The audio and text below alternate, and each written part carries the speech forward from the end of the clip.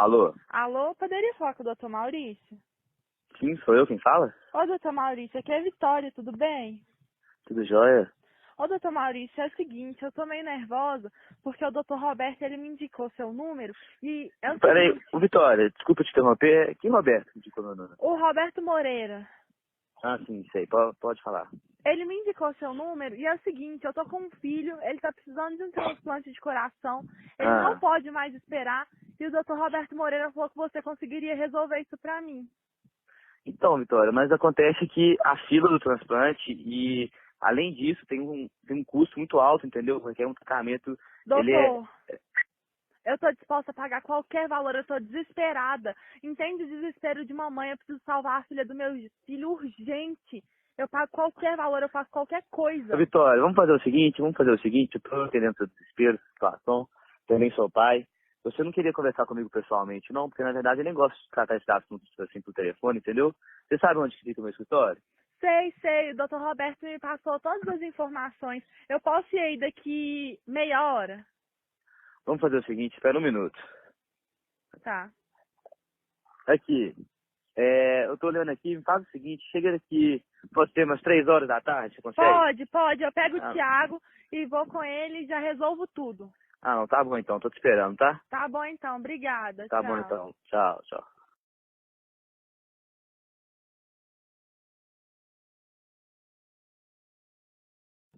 Alô, Vitória? Oi, pois não? Então, Vitória, tudo bom? Aqui é o doutor Maurício, eu Ai, tô oi, ligando pra doutor falar, Maurício.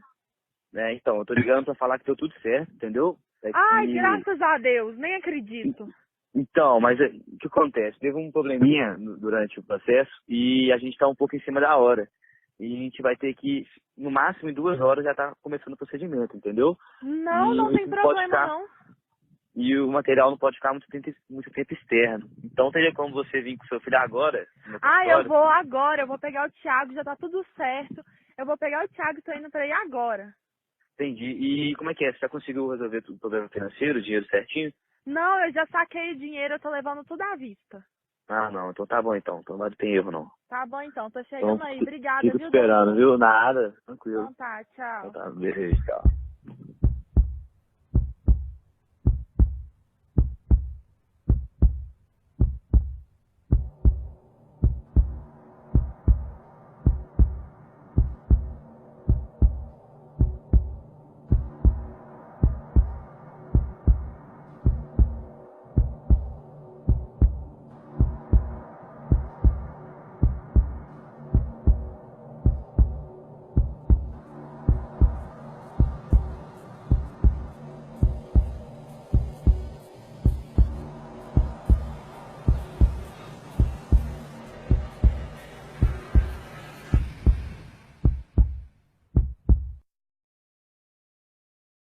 Bom dia, boa tarde, boa noite. Aqui quem fala com você é Edson Evaristo.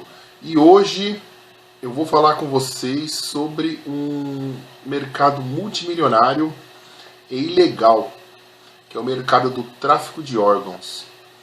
O tráfico de órgãos, ele consiste na retirada de algum órgão de alguma pessoa para ser comercializado e transferido para outra pessoa. Esse tráfico ele pode levar à morte da pessoa ou não. Como que acontece o tráfico de órgãos, né? O tráfico de órgãos ele não é um mercado muito, não é uma prática muito nova, né? Uma prática que já ocorre aí há algumas décadas e acontece que eles estão se especializando cada vez mais ultimamente. Com a popularização da internet, parece que ficou mais fácil cooptar pessoas. Como que começa, né? Qual que é o trâmite aí? Primeiro, né, há uma demanda mundial de órgãos, há uma demanda mundial de pessoas precisando de transplante de órgãos, que os meios legais não suprem, os meios legais, os meios convencionais não dão conta. Quais são os meios convencionais? São os meios em que a pessoa morre naturalmente ou por alguma outra causa, né, involuntária a pessoa. Enfim, a pessoa morre de alguma forma e os órgãos dessa pessoa são retirados para que outras pessoas possam receber esses órgãos. Essa é a forma convencional, a forma correta. Mas isso parece que não supre, não supre a demanda. Primeiro que há muita gente que não aceita a doação de órgãos. Muita gente tem medo, muita gente tem receio de aceitar a doação de órgãos, né? Depois eu vou falar um pouco sobre esses receios. E, consequentemente, tornou-se um mercado. Pessoas que têm como pagar por um órgão, eles pagam milhões de dólares, né? Milhares de dólares aí por um órgão, por um órgão saudável. Existem várias formas de cooptar as pessoas, né? Muitas vezes essa cooptação demora anos, demora mais de um ano, 2 anos, porque consiste em pegar a confiança da pessoa. Em muitos casos se inicia pela internet. O primeiro passo começa o seguinte: estabelecendo um contato com a pessoa alvo, estabelecendo um contato, pegando confiança da pessoa, conhecendo os hábitos daquela pessoa, principalmente hábitos de saúde, para ver se o órgão está em perfeito estado. Verificam se essa pessoa usa droga, se essa pessoa tem hábitos alimentares saudáveis, se essa pessoa já sofreu cirurgia, esse tipo de coisa, se essa pessoa possui alguma doença. Então, se essa pessoa preencher os requisitos para que o órgão dela sirva para ser traficado, então eles dão o segundo passo, que é o contato físico com essa pessoa. O contato físico, o contato direto. Então eles vão fazer alguma forma, eles vão armar algum jeito de fazer com que essa pessoa seja dopada para que o órgão dela seja retirado. Isso pode ser pela internet. Existem casos também que eu mesmo já presenciei de pessoas que foram abordadas assim num bar. Abordadas num bar, conversou, então a outra pessoa muito simpática, muito atenciosa, tornaram-se amigos, começaram a se ver vez ou outra, sair juntos, e de repente a pessoa tem ali os órgãos roubados. É claro que eu não quero gerar um clima de alarme em ninguém, né? Não quero gerar um clima de desconfiança para todo mundo se trancar e não confiar mais em ninguém. Mas é algo que a gente deve prestar atenção.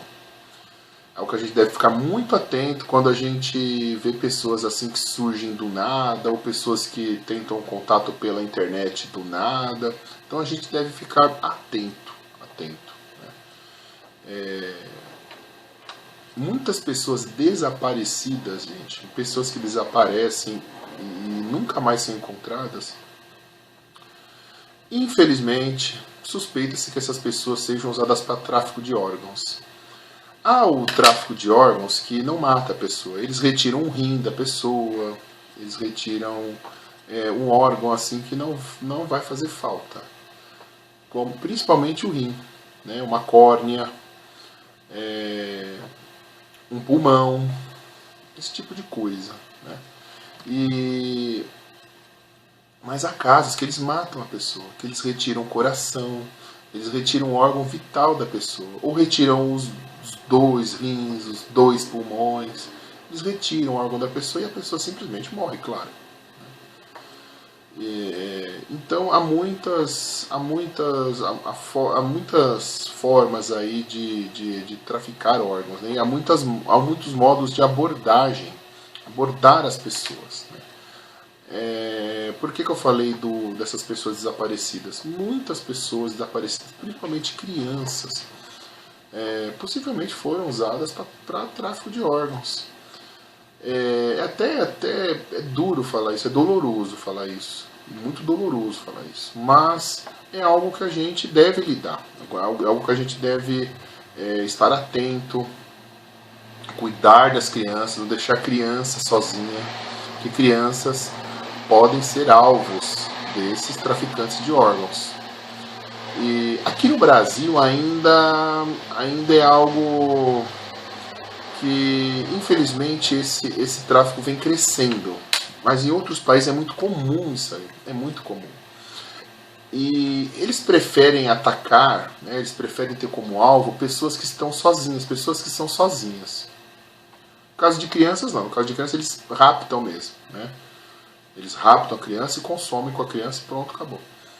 Mas há casos que eles procuram pessoas sozinhas. No caso de adultos, eles procuram pessoas sozinhas, pessoas que não estão com a família, pessoas que estão morando em outro país, estão distantes da família, que é justamente para a família não ficar procurando justiça, não ficar procurando polícia. Não assim, enfim, não tentar punir os culpados ali, tá? Então eles procuram essas pessoas.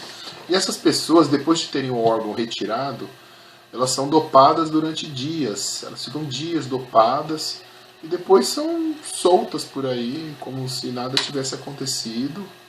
E as pessoas ficam grogues, até retomar o curso do pensamento normal, vai um tempo, vai alguns dias ainda.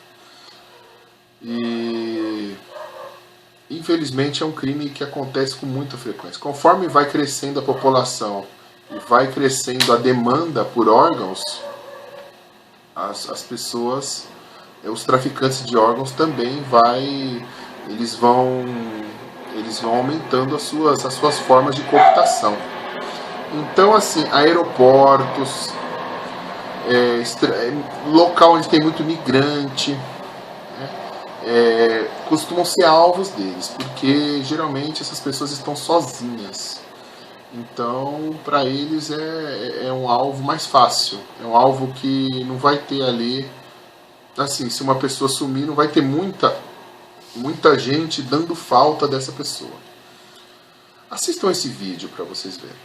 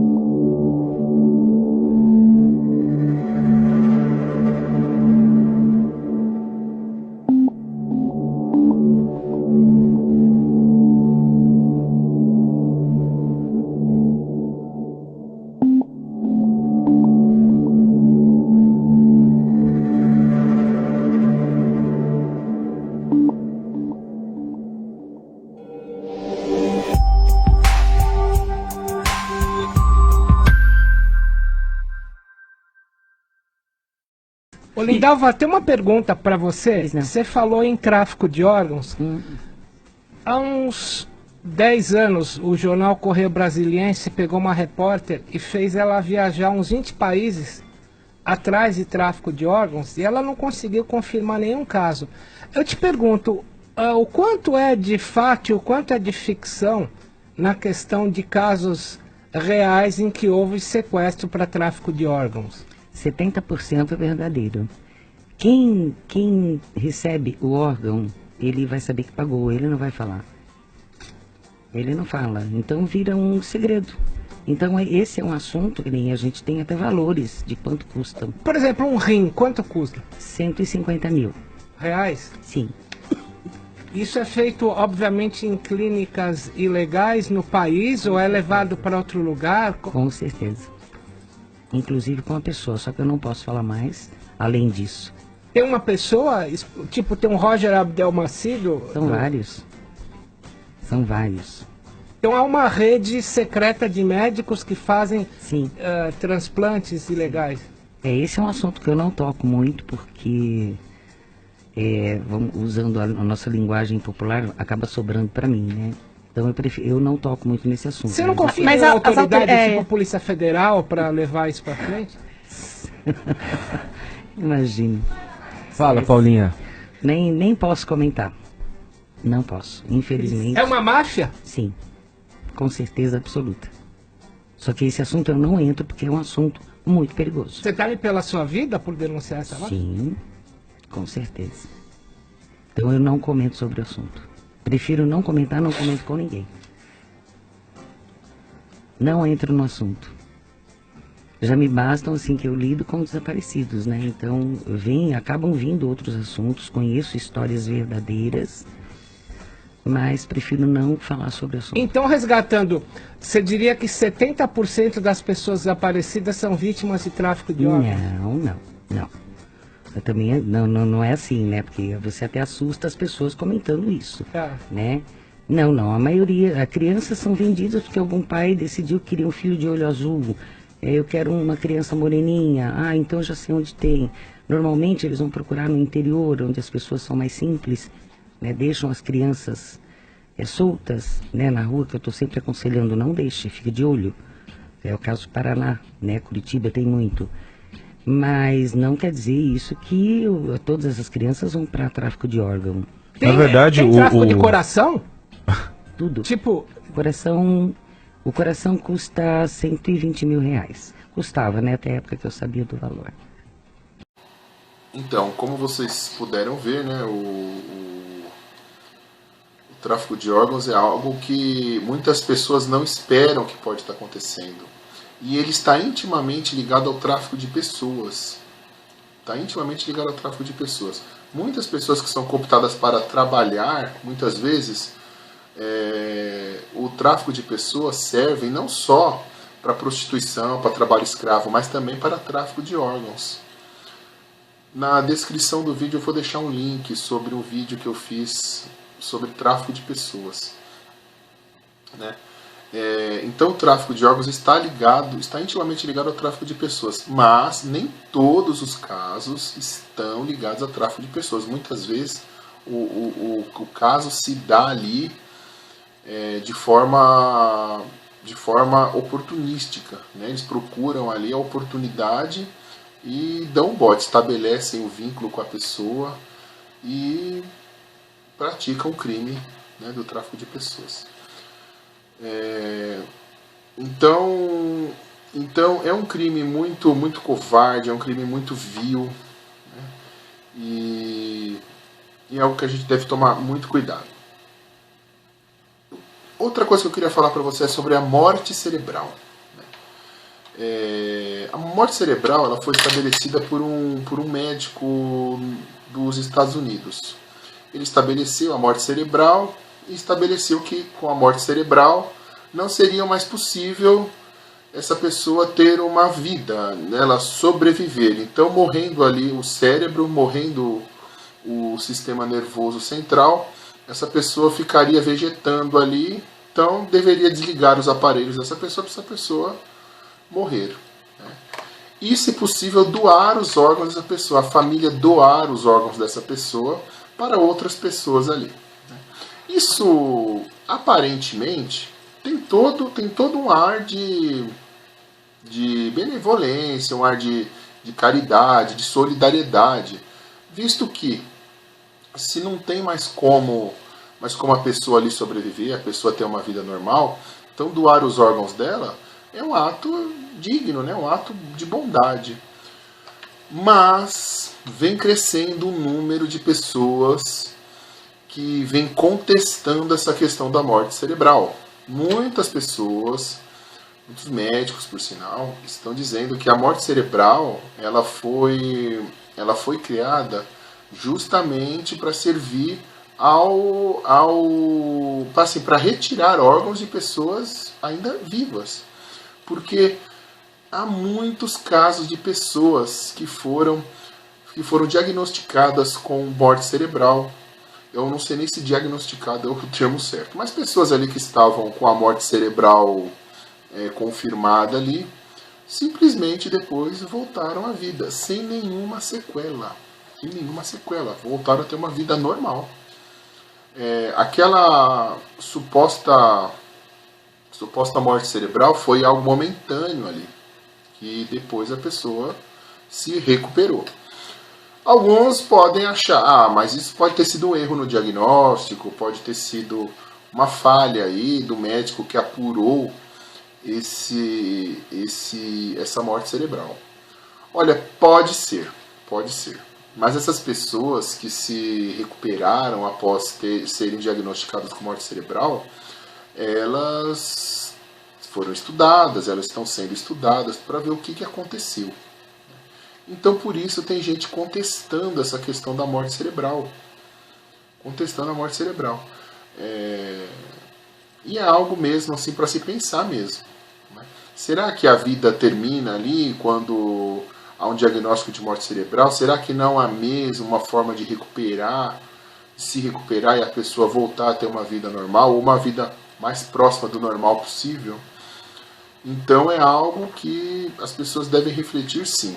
Eu sei que é muito difícil aí ter esse tipo de atitude, porque até há leis que determinam, que definem certas coisas. Aqui no Brasil mesmo, há lei que definem sobre a morte cerebral. Né? Inclusive, acredito que em 2017 houve uma discussão sobre isso e tal. Alguns médicos eram contra, logo após a confirmação da morte cerebral, já retirar órgãos das pessoas. Então alguns médicos eram contra, diziam que tinha que esperar um tempo, porque esses médicos já pensavam nessa possibilidade de, mesmo com a morte cerebral, a pessoa voltar a viver. Então determinou que tinha que se esperar 6 horas, né? Que eu particularmente acho pouco. Eu não sou médico, eu não entendo de sistema nervoso central a fundo, né? não tenho conhecimento, mas eu acho pouco esse tempo, né? Baseado no que eu li de textos de outros médicos aí sobre o assunto.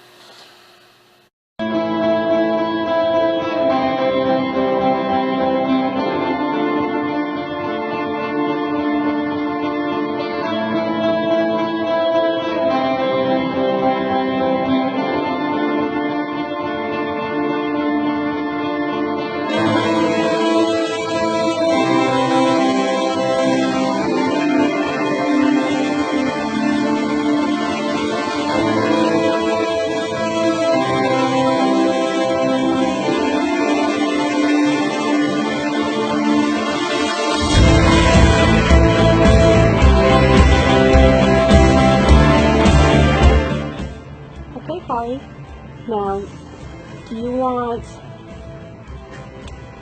how about some chocolate pudding for breakfast? Yeah? Okay. Do you want it should we get chocolate ice cream for lunch? What do you think? Yeah? How about broccoli? No.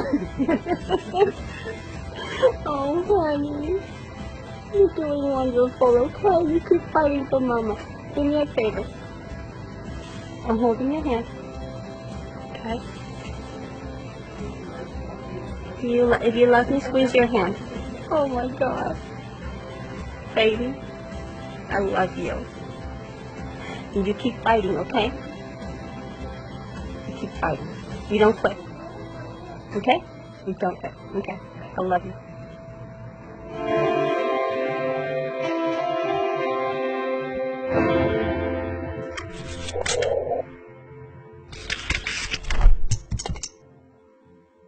Então, parece que há essa questão de tirar órgãos das pessoas para suprir outras pessoas, parece que é um mercado pujante, um mercado que está crescendo a cada dia. E outra coisa também, muitas pessoas também já denunciaram, já reclamaram de que, ou ultimamente nem se importam mais, mas já houve muitos casos de pessoas que não autorizaram, familiares, né, de pessoas que faleceram, não foram questionadas, não foram perguntadas se queriam doar os órgãos, mas constataram que o seu falecido ali estava sem os órgãos internos, estava sem ali, né, eles colocaram outra coisa, preencheram aqui o tórax, o tórax e o abdômen com outras coisas e retiraram os órgãos. E eles sempre alegam, não, retira que é para conservar um pouco mais o corpo, que é para isso, que é para aquilo, e as famílias acabam aceitando, porque já morreu mesmo, né, vai fazer o quê? Mas alguns também acham que há essa questão de tráfico de órgãos envolvido aí. Envolvido nessas coisas, sem que as pessoas saibam, sem que os familiares das pessoas tomem conhecimento. Olha, gente, eu sei que é até cruel, né? A gente não pode ter sossego nem no hospital, que a gente está sendo tratado ali. Vai que dopam a pessoa, fazem um diagnóstico falso ali de morte cerebral e retiram os órgãos dessa pessoa ainda viva. Né? Não sei, que é tanta ganância nesse mundo que eu não duvido dessas coisas. Eu sinceramente não duvido. E então é um vídeo que eu não gostaria de estar fazendo, sinceramente. Eu não gostaria de estar tratando esse assunto aqui com vocês. É um assunto extremamente desagradável, mas eu acredito que seja um assunto importante, um assunto que deva ser alvo da reflexão de vocês. E então, assim, a gente tem que tomar cuidado com as nossas crianças, com o nosso próprio corpo, com os nossos falecidos, enfim. É algo assim que onde envolve dinheiro, a gente deve prestar atenção. Onde envolve pessoas gananciosas, tudo é possível. Tudo é possível. Então, assim, a gente disposta a fazer tudo em nome de dinheiro. Por isso que eu não duvido de nada. Eu não duvido de nada. Bom, já soube de casos que colocaram droga dentro de bebê para levar droga para outro país. Mataram o bebê. Colocaram droga dentro do bebê só para transportar a droga ali, para levar para outro país. Então, eu não duvido de nada. Eu não duvido da ganância e da maldade de algumas pessoas. Assim como eu também não duvido da bondade e da total abnegação, honestidade de algumas pessoas também. Então a gente deve ficar atento com esses assuntos, sim. Cuide das suas crianças, cuide dos seus doentes, cuide dos seus falecidos e cuide de você também. Se cuide. Gostou do vídeo? Gostou do tema? Deixa o seu like, deixa o seu gostei aí no vídeo, inscreva-se no canal. Se tem algum comentário, algum tema que possa servir para até fazer outro vídeo ou que possa enriquecer o assunto, deixa aí nos comentários. Ative as notificações para você saber quando tem novos vídeos. Um grande abraço a todos, até breve.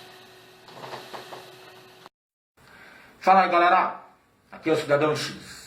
Galera, dias atrás aí, o presidente da República Moro, né? O Brasil tá cheio de presidentes hoje. É o presidente Paulo Guedes, presidente Onyx, presidente Moro, presidente Olavo de Carvalho, né? E o laranja do Bolsonaro. Então o presidente Moro, né, foi apresentar um projeto para a segurança pública do país, para resolver o problema. E aí fez muita fumaça, todo mundo falou disso e tal. E galera, eu não comentei sobre o tal projeto e os pontos polêmicos dele, porque eu fico pensando como é usado, né, essa questão de falar sobre isso. O Moro entende bem como manipular a opinião pública, ainda tem um certo prestígio perante o povo, então tudo que ele fala, né, tem alcance. E aí ele fala que vai ter um projeto de segurança pública, todo mundo presta atenção no cara e esquece do que estava acontecendo no país. Estava no auge das denúncias contra o Flávio Bolsonaro, Queiroz, laranjas, milícias do Rio, né? E aí o Moro vem, tem um projeto aqui e tal, todo mundo vai lá dar atenção pro Moro. É isso, cara. Quando você trata desse assunto de segurança pública no Brasil, aí o Brasil passa por um momento de insegurança pública, então tem um impacto perante a opinião pública que atrai o foco imediatamente do povo. O povo presta atenção nisso porque tem essa necessidade. Alguém tem que fazer alguma coisa para mudar. E aí vem o Moro e fala, não, eu vou resolver, tem um projeto aqui. Então eles usam, né, esse tema aí de segurança pública para manipular a opinião pública, sim. Atrai o foco, desvia a atenção, vem com blá blá blá de populismo, porque geralmente eles não resolvem nada. Um projeto de segurança pública, todo um monte de gente já apresentou. E o que resolveu no país hoje? Eles têm as propostas baseadas em ideologias deles lá, mas não resolve, porque quem cria o próprio problema da segurança pública no Brasil é o Estado. Então é aquela coisa estratégica, né? Você cria o problema para apresentar a solução depois e se passar por herói. É isso que o Estado brasileiro faz. Ele deixa o povo coagido, com medo na sociedade, né, para que essa sociedade depois dependa do próprio Estado para se sentir segura, no mínimo. E aí vai controlando a massa nisso. No medo, na coação, nas ameaças, e fica nisso. Entendeu? Por isso que eu não acredito quando alguém me fala de um projeto, segurança pública. É só blá blá blá, mimimi populista.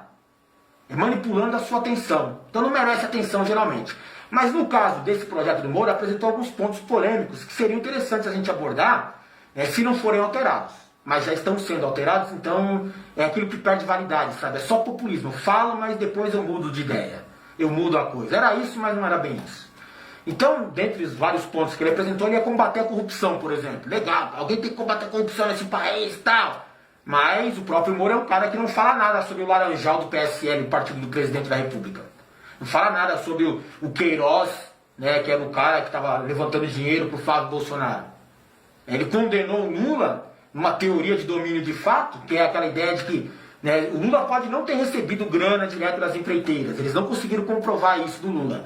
Mas o Lula, né, na ideia deles, o Lula era o chefão do esquema. Então, se ele colocou os corruptos no lugar certo para os corruptos fazerem a festa, então ele estava sendo beneficiado de alguma forma. A gente só não descobriu como. Mas na teoria do domínio de fato, o cara sabia, ele era o chefe da quadrilha. Mesmo que não tenha ligação, que a gente não possa comprovar isso. Ele era o chefão. Então, dá para condenar alguém assim? No caso de corrupção, é difícil, né, cara? Porque você lida com pessoas e corrupção é uma questão de caráter, né? Mas foi isso que o Moro fez. Então, baseando-se nisso, o Queiroz e o Flávio Bolsonaro e até o Bolsonaro, né, tinham que cair todos, inclusive o Bolsonaro, que era o chefe do clã. Porque na teoria de domínio de fato, se o Queiroz estava roubando dinheiro ou pegando dinheiro dos seus assessores escolhidos pelo Flávio, e esse dinheiro de alguma forma estava indo para junto do Flávio, ou até na esposa do Bolsonaro, que é aquele caso do cheque, então, né, na teoria de domínio de fato, o Bolsonaro é o cara que está sendo beneficiado. Pode não ter sido comprovado ainda a ligação direta, mas é o cara que comandava o esquema. É o cara que colocou os corruptos no lugar certo para fazer a festa. Mesmo o caso do Lula, só que o Moro não fala nada a respeito disso. Entendeu? Mas tem outro ponto polêmico interessante. Né? Ele falou muito, né, antigamente, né, que Caixa 2 era o pior crime de corrupção que um país poderia ter e tal. E agora, né, nesse mesmo projeto dele de combate à corrupção, ele tirou o ponto do Caixa 2. Caixa 2 não é corrupção, menino? Não, Caixa 2 não é corrupção. Tem que se falar a verdade, né? A Caixa 2 em eleições é trapaça, Se aceitar dinheiro de outra via, não é uma espécie de corrupção? Corrupção para financiamento político eleitoral é pior do que para crescimento político. Não, Caixa 2 não é corrupção. Pior. Não, Eu não estou entrando em nenhuma campanha eleitoral no específico. Estou falando em geral.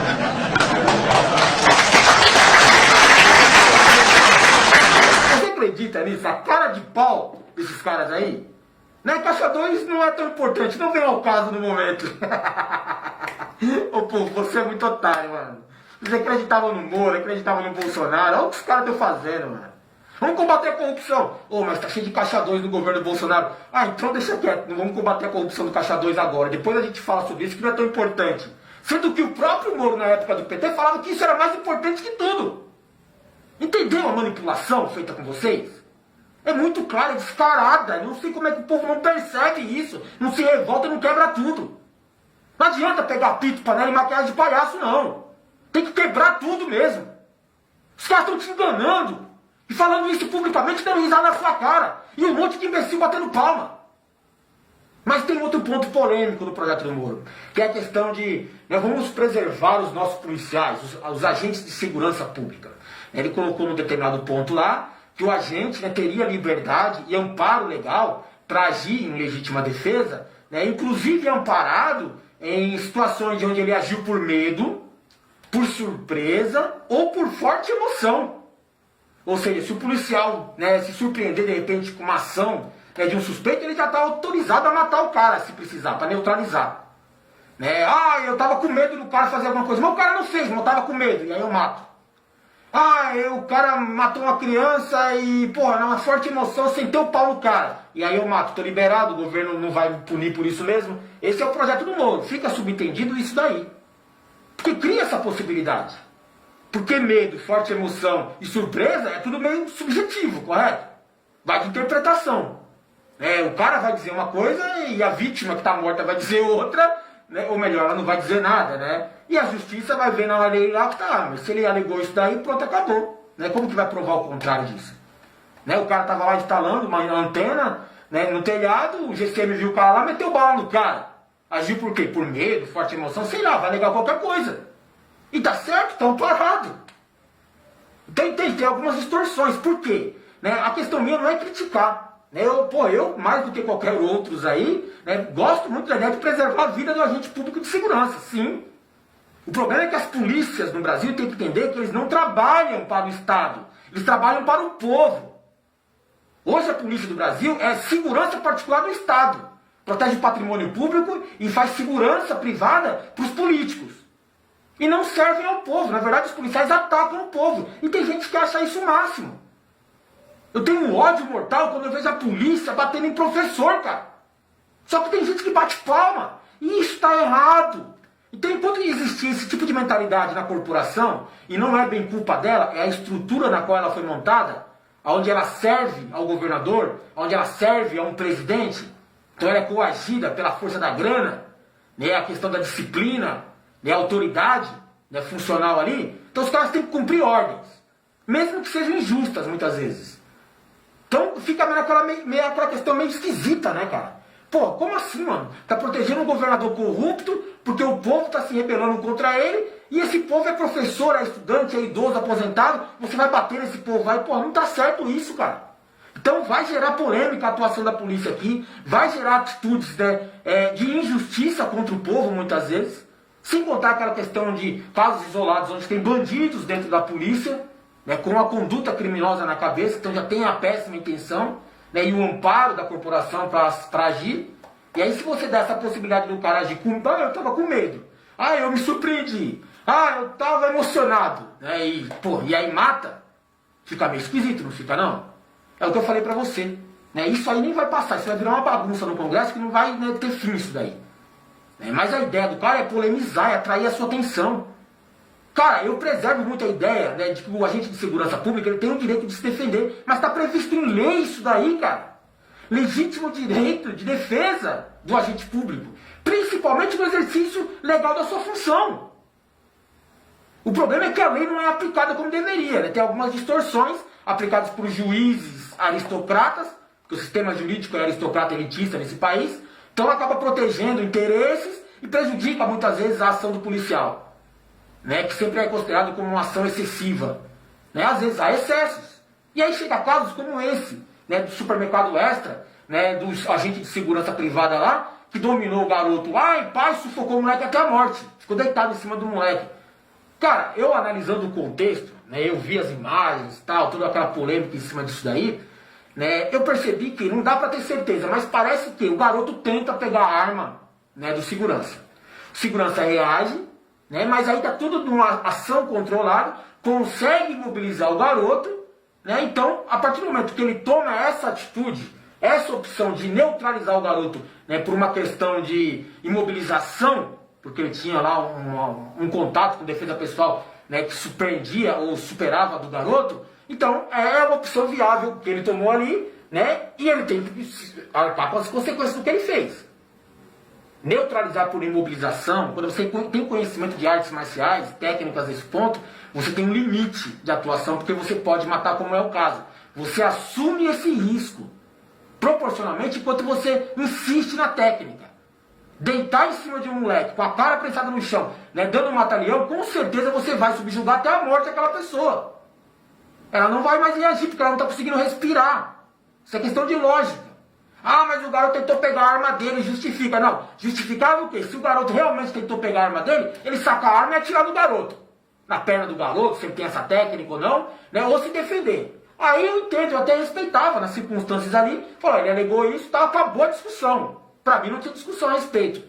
A partir do momento que ele se sentiu no controle da situação e dominou o moleque, aí já passa para outro nível, cara. Então, quer dizer, esse moleque não era essa ameaça toda assim, era. Se até por questão de técnica, de defesa pessoal, ele conseguiu dominar o garoto, ele podia ter tido outra atitude. Mas ele agiu por forte emoção. Ou por medo do garoto ter atacado ele. Só que as circunstâncias ali não batem, né? Aquele cara tem problema lá, o segurança, né? Ele já tinha agredido a esposa um tempo atrás, era condenado, não podia nem estar trabalhando como segurança privado, né? A conduta dele ali para mim foi dolosa, ele tinha intenção de matar, ele assumiu esse risco. Né? Então é tudo circunstancial. E aí vai para aquela interpretação. Se fosse um policial agindo ali, né, com essa lei do Moro, não ia dar nada pro policial. Não importa se o moleque era bandido, se o moleque tinha problema, se usava droga e tal. Né? Você estando armado, você assume esse risco. Você vai se defender, correto? Agora, se você tinha condições de se defender de outra forma e ter êxito nisso, imobilização é isso, imobilização. A partir do momento que você exagera, transforma-se em uma questão de conduta de morte. E aí é doloso. Tem que ter punição pro cara também. O moleque já foi punido com a vida. E se fosse um policial, na lei do Moro, tá tranquilo. É isso mesmo, tá tudo certo. Né? A gente não entende as circunstâncias ali. O moleque tava loucão, não tava? Né? Tava agindo por forte emoção, por medo, por surpresa. Né? Como que tá ali a situação? A gente não entende. Vai pro juiz. O juiz é elitista, mas que vai aplicar a lei, e a lei pode estar, né, mudada pelo juiz Moro, por exemplo. E aí eu levo a outro ponto, né? Por exemplo, né, tem um deputado no Rio de Janeiro que quer pregar a ideia de que quando tiver um confronto com forças policiais, tem que doar os órgãos dos bandidos. Cara, olha a situação, é um projeto de lei que obriga o bandido a doar os órgãos, né, caso ele morra em confronto. Você acha que isso vai dar certo? Aplica isso junto com a lei do Moro, né? A gente vai ter esquadrões de extermínio, né, para favorecer a doação de órgãos. Existem muitas pessoas aí que precisam de órgãos, estão na fila de transplante, né, e como não existe esse mercado negro tão fácil, tão aberto no Brasil hoje, eles ficam aguardando alguma oportunidade. E aí, de repente, se o bandido, né, tem lá um histórico médico, ele tem um órgão compatível com a necessidade do doutor lá. E aí vem um policial e atira por forte emoção, por medo no bandido, atira na cabeça dele, socorre e tal. Ah, não deu pra fazer nada, tal, né, tô amparado na lei pelo Moro, né, mas já que ele morreu, confronto com a polícia, né, então tá, dou um órgão lá pro doutor. Você está entendendo, né, o perigo envolvido nisso daí, dessa proposta? Você vai incentivar grupos de extermínio e começar a matar pessoas para roubar seus órgãos. Já existe tráfico de órgãos no mercado negro de crianças. Todo mundo sabe disso. De mendigos. Só que você tem que ter um controle maior sobre isso daí, né? Tem como combater ainda. Não é aberto. Agora, quando você autorizar a polícia a matar do jeito que quiser, né, e permitir que o cara vai doar órgão, né, obrigatoriamente, né, para quem lá sabe estar na fila, no esquema deles lá, vai virar uma zona isso daqui, cara. Né, doação de órgãos eu acho, né, legal. Eu sou doador de órgãos, só que é o seguinte, né, tem que ter o consentimento da vítima ali, ou do doador. A pessoa tem que aceitar, né, participar disso daí. Não ser obrigada, porque quando tiver obrigação, e diante dessa questão das circunstâncias da morte aí, vai virar uma zona. Né? O Estado tem como controlar o seu prontuário médico, né, a sua compatibilidade, por exemplo, com outras situações aí, inclusive com as necessidades de alguns doadores. De repente, você está saindo do portão da sua casa, o seu órgão é compatível, né, com o filho lá do presidente, você está saindo da sua casa, vem um policial que te mata, né, joga uma arma na sua mão e fala, ele reagiu. Socorre aí, mas infelizmente não vai dar para fazer nada. O policial está amparado na sua ação, agiu por medo, por exemplo, de você, e já que é assim, você morreu no confronto, você era bandido, a sua palavra não vale mais nada, então dou o seu órgão lá pro filho do presidente. Tá entendendo o perigo envolvido por trás disso daí? Quem está por trás desse projeto, dessa proposta, né, é lá do Daniel Silveira, né, o deputado do Rio de Janeiro. Eu não posso chamar esse cara de ficar colocando pia aí. Mas é isso que eu acho desses caras aí. É mentalidade de burguês, de elitista, onde o povo é só gado a ser explorado de todas as formas possíveis. Então, cara, sei lá, vai misturando tudo isso daí, você vai vendo que o negócio tá ficando meio esquisito, mano. Se esse povo não reagir, se esse gado não acordar, vai ser sacrificado e abatido inteiramente, né, sem chance de defesa. E aí vem um cara que defende o direito da elite explorar o povo, porque é isso mesmo. Né, as classes divididas, né, trazem esse tipo de situação que a gente tem que, né, admitir, tolerar, infelizmente. Não, cara, não. A gente tem que reagir, a gente tem que resistir. Está errado esse tipo de conduta. Valeu.